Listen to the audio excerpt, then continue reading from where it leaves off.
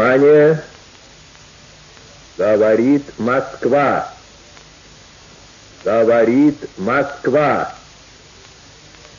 Заявление советского правительства. Граждане и гражданки Советского Союза.